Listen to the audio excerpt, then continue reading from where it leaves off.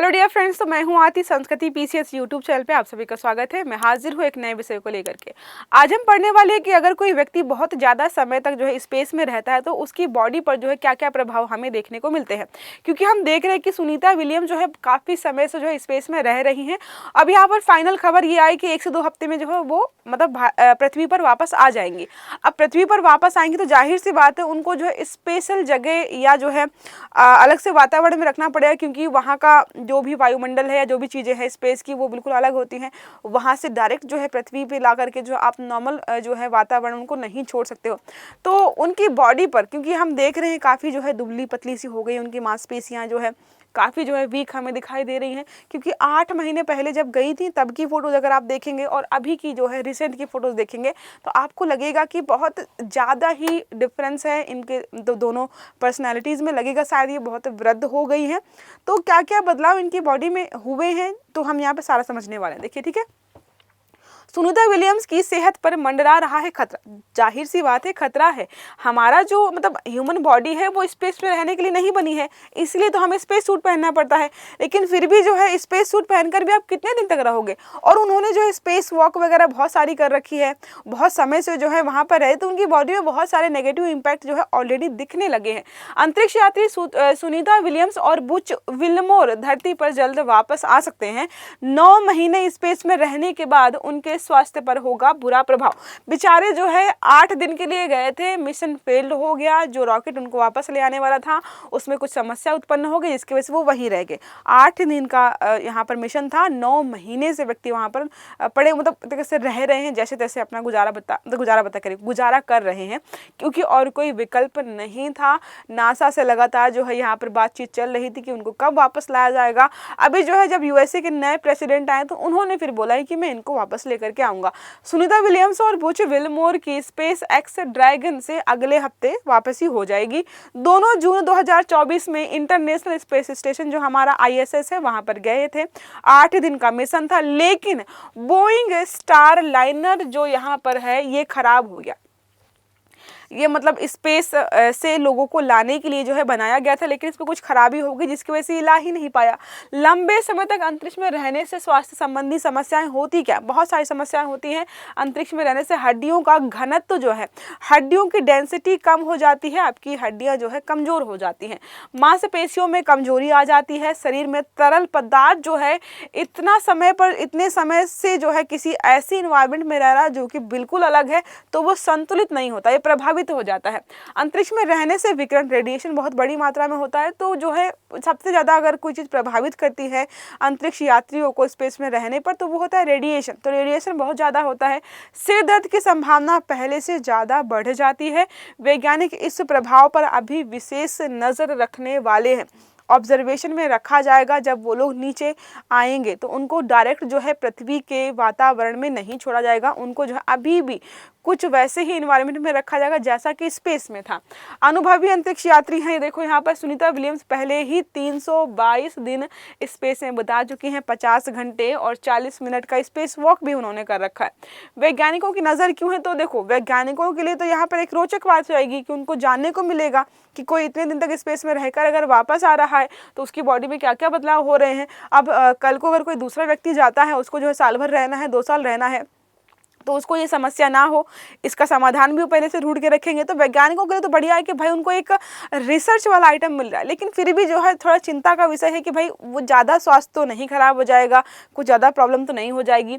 धरती में लौटने के बाद उनकी सेहत खराब हो सकती है, इसलिए नज़र रखी जाएगी।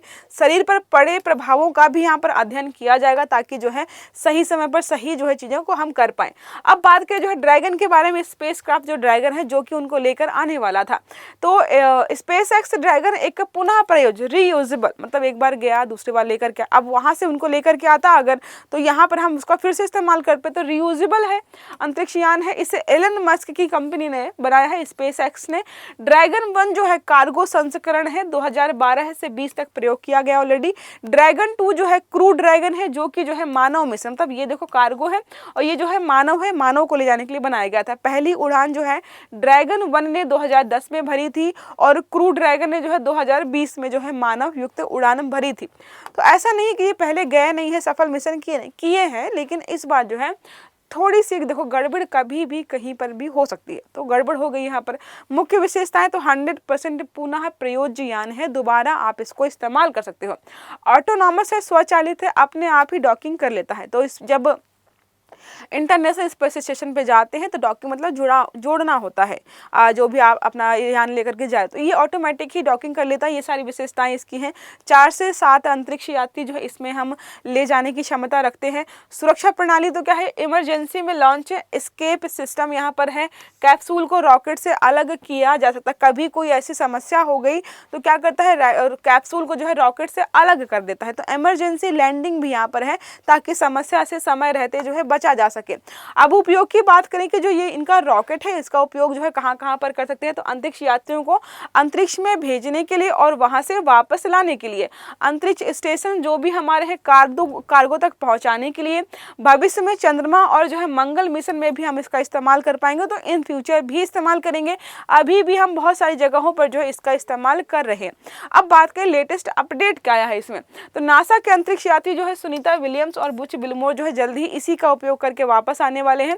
मिशन में देरी कोई हुई वो ऑलरेडी मैंने बता दिया है। अब यहाँ पे बात करें इंटरनेशनल स्पेस स्टेशन की, तो हमें पता है कि ऐसी जगह है मतलब अंतरिक्ष में जहाँ पर जो है वैज्ञानिक हो गए, अंतरिक्ष यात्री हमारे हो गए, वो जाकर वहाँ पर रहते हैं, रिसर्च करते हैं और जो है वापस आ जाते हैं। तो पृथ्वी की निचली कक्षा में स्थित एक विशाल वैज्ञानिक प्रयोगशाला है जहाँ अंतरिक्ष यात्री विभिन्न वैज्ञानिक और तकनीकी प्रयोग करते नजर आते हैं। नासा अब इसको बनाया किसी एक देश नहीं, फिलहाल हाँ बहुत सारे देश हैं जो कि अपना अपना अंतरिक्ष स्टेशन बना रहे हैं, जैसे चाइना भी बना रहा है, हमारे भी कुछ मिशन हैं कि हम अपना खुद का स्टेशन वहाँ पर बनाएंगे।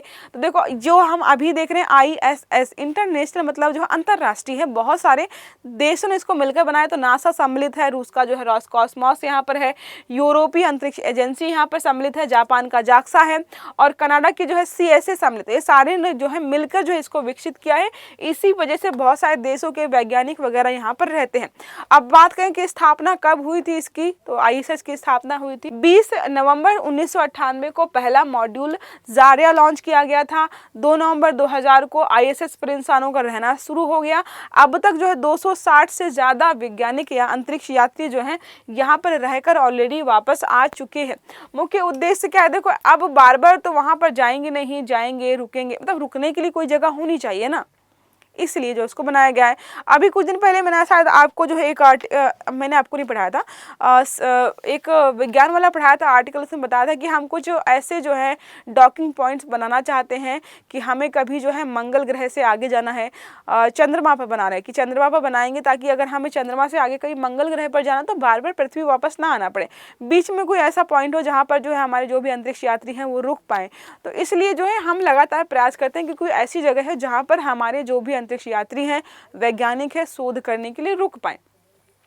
अंतरिक्ष यान और तकनीकी परीक्षण के लिए बनाया गया है। शिक्षा और अंतर्राष्ट्रीय सहयोग के लिए भी जो है इसको बनाया गया है ऑलरेडी। भविष्य की योजनाएं क्या है, 2030 तक जो है ISS को जो है बंद करने की योजना चल रही है क्योंकि ये बहुत पुराना हो गया है और जितने भी नए नए देश हैं वो अपनी जगह अपना अपना स्पेस स्टेशन बनाना चाहते हैं। खासकर जो है निजी कंपनियां SpaceX और ब्लू ओरिजिन जो है भविष्य में अपने खुद के स्पेस स्टेशन यहाँ पर तैयार कर रहा है। तो देखो निजी कंपनियां बनाएंगे, अच्छा खासा मोटा पैसा कमाएंगे, क्योंकि जब कोई देश का किसी दूसरे देश का जो है मान लीजिए कोई भी वैज्ञानिक है यहाँ पर जाना चाहता है तो उस देश को पैसे भरने पड़ेंगे, तो वहाँ पर भी जो है बिजनेस करेंगे। बिजनेस जो बिजनेसमैन जो होता है वो कहीं पर भी बिजनेस कर सकता है। देखिए इन्होंने क्या किया, अंतरिक्ष स्टेशन बनाएंगे अंतर्राष्ट्रीय स्तर का, और वो भी कहाँ पर, ऊपर। ओके तो एक प्रश्न हमारा है संबंधित इसी से, तो ISS में लंबे समय तक रहने से कौन कौन सी स्वास्थ्य संबंधी समस्याएं हो सकती है, मैंने आपको ऑलरेडी बताया है। तो हड्डियों का घनत्व कम हो जाता है, मांसपेशियों की कमजोरी हो जाती है, विकिरण मतलब रेडिएशन का खतरा होता है, या फिर उपरोक्त सभी। तो क्या इनमें से केवल एक सही है या फिर जो है सारे ही सही हैं? तो सही उत्तर आपको कमेंट बॉक्स में देना है। छोटा सा आर्टिकल था, बहुत लेटेस्ट था, नया था, काफ़ी समय से चर्चा में चल रहा था। अब जब वो व्यक्ति यहाँ पर आ ही रहे, मतलब सुनीता विलियम्स जब वापस आ रही हैं, तो उनके शरीर पर क्या क्या प्रभाव पड़ेंगे, इस पर जो है बहुत बड़े स्तर पर चर्चा होने वाली है। तो हमें पहले से पता होना चाहिए कि कोई व्यक्ति जब इतने लंबे समय तक वहाँ पर रहता है तो उसकी बॉडी में क्या क्या चेंजेस आते हैं। तो ये रहा आज का क्लास। आई होप आपको ये समझ में आया होगा, ये आपके लिए हेल्पफुल रहा होगा, कुछ नई चीज़ें जो है आपने इस क्लास के माध्यम से सीखी होंगी। तो वीडियो अगर अच्छा लगा है तो लाइक करिएगा, चैनल को सब्सक्राइब करना मत भूलिएगा, बेल आइकन दबाइएगा ताकि जितने भी हमारे आर्टिकल्स हैं वो सारे आपको समय पर मिलते रहें। अच्छे से पढ़िएगा। Have a good day. Thank you.